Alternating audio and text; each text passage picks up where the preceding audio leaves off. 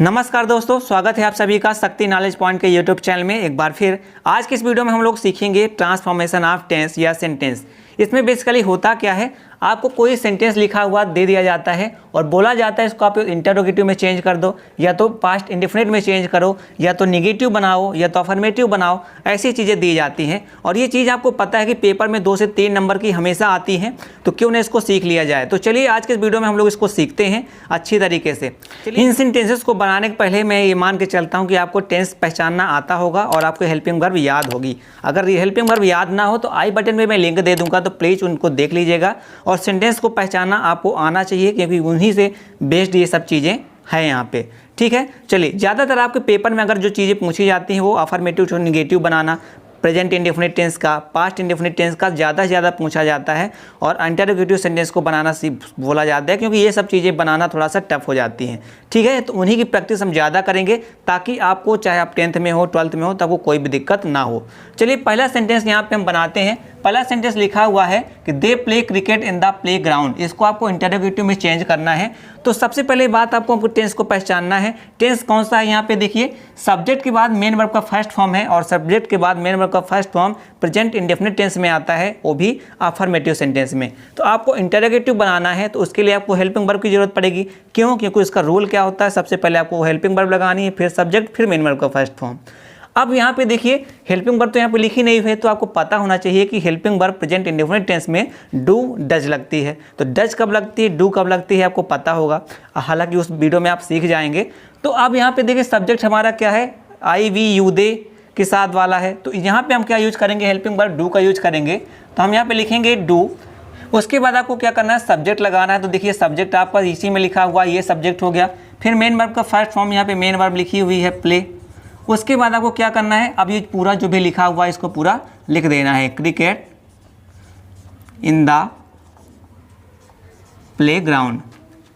ठीक है, I hope पहला सेंटेंस बनाना आपको अच्छी तरीके से आ गया होगा, समझ में आ गया होगा कि कैसे हमने इसको बनाया हुआ है। ठीक है, इसमें कोई भी रॉकेट साइंस नहीं है, आपको जो भी चेंज करना है यहाँ पे ही चेंज करना है। चलिए अब हम सेकेंड सेंटेंस बनाते हैं। क्या लिखा, Mister Gupta teaches us English. ये सेंटेंस लिखा है, इसको अब बनाना है change into past indefinite tense. अब आपको पता होना चाहिए कि ये कौन से टेंस का है। देखिए यहाँ पे सब्जेक्ट के बाद यहाँ भी मेन वर्ब का फर्स्ट फॉर्म आया, बट इसके साथ एस या ईएस लगा होता है। आपको पता होना चाहिए कि प्रेजेंट इंडेफिनिट टेंस में मेन वर्ब के साथ एस या ईएस का यूज किया जाता है जब भी हमारा सब्जेक्ट ही, सी, इट या किसी का नाम लिखा हो। तो देखिए मिस्टर गुप्ता किसी का नाम है, इसलिए एस या ईएस यूज हुआ।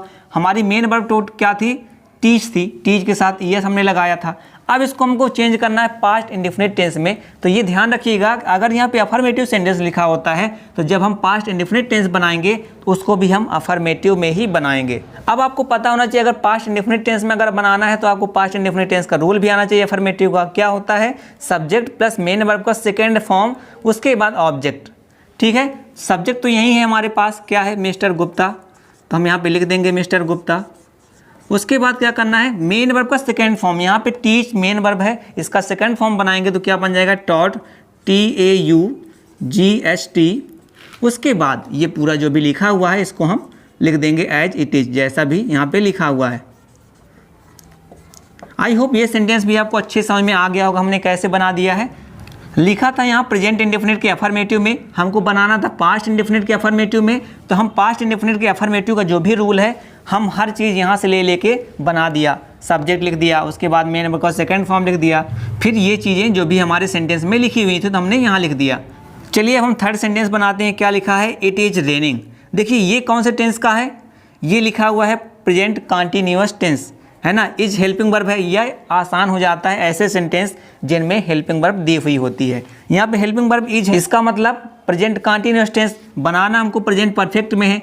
अब प्रेजेंट परफेक्ट टेंस में क्या हेल्पिंग वर्ब यूज की जाती है, हैज, हैव। ठीक है, अब हम क्या करेंगे, सबसे पहले सब्जेक्ट, क्योंकि देखिए अफर्मेटिव लिखा है तो हमको पास्ट परफेक्ट का अफर्मेटिव सेंटेंस ही बनाना है। ठीक है, तो सबसे पहले हम लिख देंगे सब्जेक्ट, जो कि हमारे इसमें ही लिखा हुआ इट। उसके बाद हमको हेल्पिंग वर्ब यूज करना है प्रेजेंट परफेक्ट टेंस की, जो कि क्या होगी, हैज, हैव लगाते हैं तो यहाँ पे हम लगाएंगे हैज, क्योंकि ही, सी, इट किसी के नाम के साथ इट का हैज का यूज करते हैं।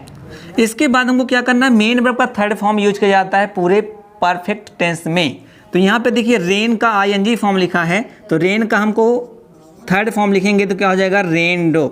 रेन में ईडी आप जोड़ देंगे तो रेंड हो जाएगा। तो क्या बन गया sentence, it has rained. I hope ये भी इससे क्लियर हो गया होगा।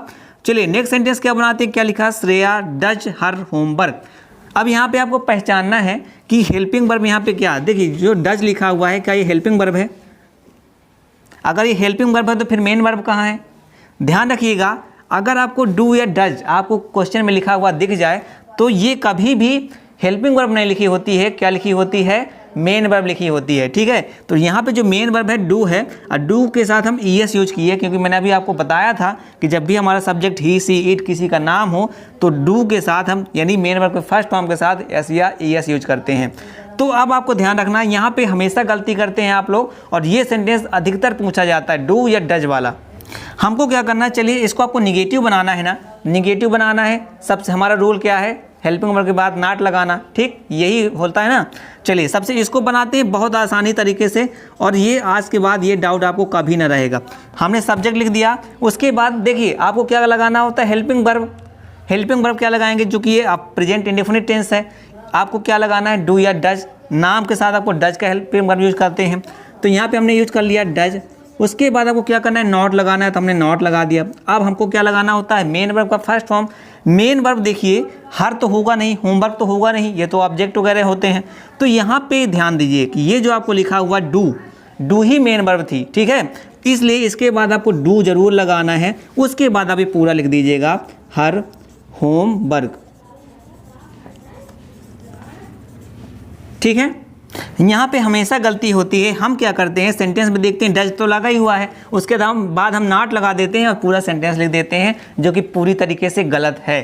क्यों, क्योंकि ये डज हेल्पिंग वर्ब तो नहीं लिखी होती है, क्योंकि डज हेल्पिंग वर्ब कभी आती ही नहीं प्रेजेंट इंडेफिनिट टेंस में, अफर्मेटिव सेंटेंस में, वो तो हमेशा निगेटिव से आती है। निगेटिव हो गया, इंटरोगेटिव हो गया, ठीक है। तो ये जो लिखा हुआ है इसका मतलब ये आपको फंसाने के लिए लिखी जाती है, तो आपको फंसना नहीं है। डज तो ठीक है, आपको पहले डज लगाना है, फिर नॉट लगाइए निगेटिव के लिए। उसके बाद ये डज का आपको क्या करना है, फर्स्ट फॉर्म यूज करना है, डू आप लगाएंगे, उसके बाद पूरा लिखेंगे। आप क्या करते हैं, इस चीज़ को भूल जाते हैं, जो कि आपको नहीं भूलना। आई होप अब आपको क्लियर हो गया होगा। चलिए नेक्स्ट सेंटेंस बनाते हैं, क्या लिखा है, हेमा टीचेज हिंदी। इसको बनाना हमको प्रेजेंट कंटीन्यूअस टेंस में। तो देखिए ये किसका लिखा है, ये भी प्रेजेंट इंडेफिनिट टेंस में है, ठीक है, क्योंकि टीच के साथ क्या लिखा हुआ है, ईएस लिखा हुआ है ना। प्रेजेंट इंडेफिनिट बनाना हमको प्रेजेंट कंटीन्यूअस में, तो हमको क्या करना है, अब कंटीन्यूअस टेंस में क्या होता है, प्रेजेंट में हेल्पिंग वर्ब लगती है EJMR। तो सबसे पहले हमको क्या करना है, सब्जेक्ट ही लिखना है, जो सब्जेक्ट क्या है हमारा यहाँ पे हेमा। उसके बाद हमको क्या करना है, हेल्पिंग वर्ब लगानी है प्रेजेंट इंडेफिनिट के, और नाम जब भी लिखा होता है उसके साथ हेल्पिंग वर्ब क्या यूज़ की जाती है, इज, तो लगाएंगे यहाँ हेमा इज। उसके बाद आपको क्या करना है, अब चूंकि देखो इसका ये अफर्मेटिव में लिखा है तो इसको भी हमको अफर्मेटिव में ही बनाना होगा। इज लिखने के बाद वर्ब का ING फॉर्म लिखेंगे, तो वर्ब यहाँ पे टीच है, और टीच का ING फॉर्म क्या हो जाएगा, टीचिंग। उसके बाद आपको क्या करना है, जो आपका बच गया सेंटेंस में, क्या बच गया, हिंदी। तो आई होप यहाँ तक सेंटेंसेस आपको क्लियर हो गए होंगे। अगर ये चीज़ें आपको डिटेल में पढ़नी है तो आई बटन में मैं लिंक दे दूंगा। ये चीज़ें मैं ऑलरेडी पढ़ाई हुई है, 4 वीडियो बनाए हैं, चारों वीडियो बहुत ही प्रॉपर तरीके से और एक एक तरह के सेंटेंसेस मैंने उसमें बनाए हैं। चलिए और सेंटेंसेस की हम प्रैक्टिस करते हैं। यहाँ पे मैंने ज़्यादातर सेंटेंसेस आपको प्रेजेंट इंडेफिनिट और पास्ट इंडेफिनिट टेंस का अफर्मेटिव और नेगेटिव सेंटेंसेस बनाना बताया है, क्योंकि यही सबसे ज़्यादा आपको एग्जाम में पूछे जाते हैं। तो इन्हीं सेंटेंसेस की हम ज़्यादा से ज़्यादा प्रैक्टिस करें ताकि हमसे कोई भी गलती ना हो, ठीक है। चलिए नेक्स्ट सेंटेंस बनाते हैं। क्या लिखा हुआ है कि Rajkumar did not do his duty. अब देखिए उसके आपको बनाना है आपको अफर्मेटिव सेंटेंस में, तो आपको करना क्या होगा, जो कि ये निगेटिव है, निगेटिव आपको पहचानना। देखो डिड हेल्पिंग वर्ब लगी हुई है, तो किस में लगती है, पास्ट इंडेफिनिट टेंस में। अब इसको अगर आपको अफर्मेटिव बनाना होगा तो आपको ध्यान रखना है कि जब भी हम अफर्मेटिव सेंटेंस बनाते हैं तो वहाँ पे हमको मेन वर्ब का सेकंड फॉर्म यूज करते हैं, ठीक है।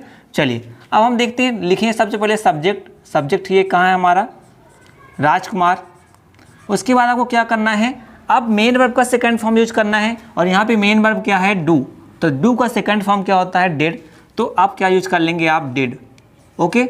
उसके बाद आप क्या करेंगे, अब जो भी आपका सेंटेंस में बच गया है, हिज ड्यूटी, ठीक है। अब आप ये यहाँ पे ये नहीं समझिएगा कि यहाँ जो लिखा हुआ डिड तो ये वाला डिड है, ठीक है।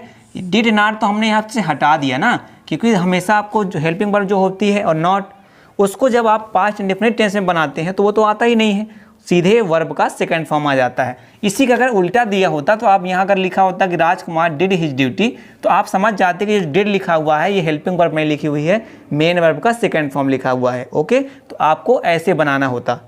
चलिए नेक्स्ट सेंटेंस हम बनाते हैं। क्या लिखा है, I do my work at night. अब इसको आपको क्या बनाना है, निगेटिव में। देखिए मैंने आपको एक सेंटेंस डज वाला बताया था, डू वाला ही बता देता हूँ, क्योंकि ये सेंटेंस भी बार बार आपके पेपर में पूछा जाता है।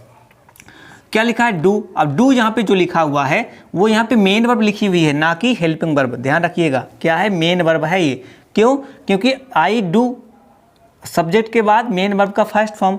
ये कब होता है, जब आपका प्रेजेंट इंडेफिनिट टेंस होता है, और प्रेजेंट इंडेफिनिट टेंस में आपको पता है कि हेल्पिंग वर्ब अफर्मेटिव सेंटेंस में लगती ही नहीं है। चलिए, अब आई होप ये चीज़ें आपको क्लियर हो गई होंगी। अब आई के साथ आपको क्या करना है, जब निगेटिव बनाएंगे तो आपको हेल्पिंग वर्ब लिखेंगे और नॉट लगाएंगे। तो हेल्पिंग वर्ब आई के साथ क्या यूज की जाती है, डू। उसके बाद हेल्पिंग वर्ब क्या, नॉट लगाएंगे आप, क्योंकि निगेटिव बना रहे हैं, तो आई डू नॉट। उसके बाद ये मेन वर्ब का फर्स्ट फॉर्म जो कि क्या है, डू, तो ये वाला डू आएगा। ठीक है, ये जो डू लिखा है ये वाला नहीं है, ये वाला डू लिखा है, ये मेन वर्ब है। ठीक है, ये क्या है, मेन वर्ब। उसके बाद जो भी आपके सेंटेंस में जो बच गया, माई वर्क एट नाइट, तो इसको लिख देंगे माई वर्क एट नाइट। ठीक है, आई होप ये सेंटेंस आपको क्लियर हो गया होगा। मेन दिक्कत आपको यहीं पे आनी है, और यहाँ पे मैंने आपको समझा दिया है कि यहाँ पे ये क्या लिखा हुआ है। चलिए, और एक सेंटेंस जो कंफ्यूजिंग है, ये तो बहुत ही ज़्यादा कंफ्यूजिंग है, इसको बनाते हैं। लिखा है I cut my nails last night. अब देखो यहाँ पे आपको समझना है कि ये पास्ट इंडेफिनिट है या प्रेजेंट इंडेफिनिट, क्योंकि यहाँ भी प्रेजेंट अगर आप समझते हैं तो कट के तीनों फॉर्म कट कट कट ही होते हैं। ठीक है, तो अब आप यहाँ से तो समझ नहीं सकते कि प्रेजेंट इंडेफिनिट है कि पास्ट इंडेफिनिट है, क्योंकि चाहे यहाँ पे वर्ब का फर्स्ट फॉर्म समझिए, चाहे मान वर्ब का सेकंड फॉर्म, क्योंकि दोनों एक ही होते हैं। यहाँ से आपको समझना है लास्ट नाइट, लास्ट नाइट यानी पिछली शाम को, तो पिछली शाम यानी कल की बात हो रही है, और कल यानी पास्ट।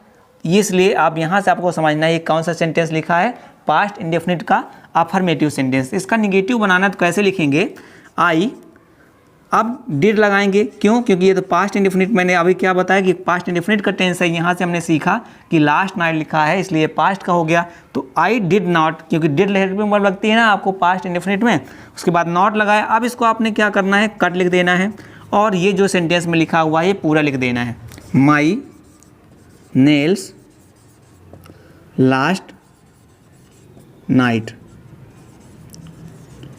आई होप सेंटेंस आपको अच्छी तरीके से क्लियर हो गया होगा हमने कैसे बनाया। चलिए अब नेक्स्ट सेंटेंस बनाते हैं। हालांकि ये गलत लिखा हुआ, क्योंकि आई के साथ कभी भी एस या एस नहीं लगता है, तो इसका मतलब ये गलत है। यहाँ पे हम क्या लिख देंगे, ही लिख देते हैं, ही टेल्स अ लाई। आपको पता है ना कि प्रेजेंट इंडेफिनिट टेंस में हमेशा ही सी इट किसी के नाम के साथ ही हम यस या यस लगाते हैं जब हमारे मेन वर्ब में। अब इसको बनाना है हमको एम्फेटिक सेंटेंस। तो एम्फेटिक में क्या होता है, अगर ये सेंटेंस प्रेजेंट इंडेफिनिट टेंस हो, ठीक है, प्रेजेंट इंडेफिनिट टेंस हो, तो एम्फेटिक बनाते वक्त आपको हेल्पिंग वर्ब यूज कर लेनी है अफर्मेटिव सेंटेंस में ही। तो यहाँ का अगर इसका एम्फेटिक हम बनाएंगे तो क्या बनाएंगे, ही, और ही के साथ हेल्पिंग वर्ब की यूज की जाती है डज, तो हम यहाँ पे लिख देंगे डज। उसके बाद अब आपका क्या करोगे, यहाँ पे जैसे टेल्स लिखा है तो यहाँ पे टेल हो जाएगा, उसके बाद आ लाई। ठीक है, तो अगर हमको सेंटेंस को एम्फेटिक बनाना है और अगर ये प्रेजेंट इंडेफिनिट टेंस में लिखा हो तो आपको क्या करना है, ही के साथ जो भी हेल्पिंग वर्ब यूज होती हो वो आपको यूज कर लेनी है और पूरा का पूरा सेंटेंस लिख देना है। यहाँ टेल्स लिखा है तो यहाँ पे हम टेल लिख देंगे, ठीक, और पूरा सेंटेंस उतार देंगे। बट यहाँ पे लिखा अगर आई लिखा होता तो आई के साथ आप क्या लगाते, डू को यूज करते और फिर पूरा सेंटेंस लिखते। अब एम्फेटिक यहाँ पे मैं बता देता हूँ, अगर ये यहीं पे ये पास्ट इंडेफिनिट टेंस होता तो कैसे करते, तो आपको क्या कर देते, यहाँ डू की जगह डिड लिख देते, क्योंकि पास्ट इंडेफिनिट टेंस में डिड लगता है हेल्पिंग वर्ब। ओके, तो आपका सेंटेंस एम्फेटिक बन जाता। चलिए नेक्स्ट सेंटेंस और लास्ट सेंटेंस अपने वीडियो को बनाते हैं। क्या लिखा, the boys saluted the leader. इसको इंटरोगेटिव बनाना है, तो देखिए यहाँ पे सैल्यूटेड लिखा है, इसका मतलब पास्ट इंडेफिनिट का है। क्यों, क्योंकि यहाँ मेन वर्ब का सेकंड फॉर्म लिखा हुआ है। अब इसको अगर अफर्मेटिव इसको अगर हमको इंटरोगेटिव सेंटेंस बनाना होगा तो हम क्या करेंगे, यहाँ पे हेल्पिंग वर्ब यूज करेंगे। पास्ट इंडेफिनिट की क्या होती है, डिड, तो हम यहाँ पे लिख देंगे डिड। उसके बाद हमारा जो सब्जेक्ट होगा क्या होगा, द बॉयज। उसके बाद अब क्या करना है, अब यहाँ मेन वर्ब का सेकंड फॉर्म लिखा है, लेकिन जब हम इंटरोगेटिव सेंटेंस बनाते हैं तो मेन वर्ब का फर्स्ट फॉर्म यूज करते हैं। तो यहाँ पे मेन वर्ब का फर्स्ट फॉर्म क्या हो जाएगा, सैल्यूट द लीडर। ठीक है, तो आई होप सेंटेंस आपको क्लियर हो गया होगा। करना क्या होता है हमको, जो कि मेन वर्ब का सेकंड फॉर्म लिखा है, इसका मतलब ये पास्ट इंडेफिनिट है, इंटरोगेटिव बनाना है तो हेल्पिंग वर्ब को हमको पहले लगा देना है और यहाँ पे मेन वर्ब का फर्स्ट फॉर्म यूज कर लेना है। अगर इस वीडियो में जो भी सेंटेंसेस मैंने आपको समझाए हैं अच्छे से क्लियर हुए हों तो प्लीज़ वीडियो को लाइक जरूर करके जाइएगा और चैनल में अगर नए हो तो प्लीज़ चैनल को सब्सक्राइब कर लीजिएगा ताकि ऐसे ही वीडियो आपको मिलते रहें, क्योंकि मैं यहाँ पे आपको MP board special crash course करा रहा हूँ जहाँ पे हर एक चीज़ को आपको कवर कराऊँगा। ओके, चलिए मिलते हैं नेक्स्ट वीडियो में। भगवान आपका दिन शुभ रखे।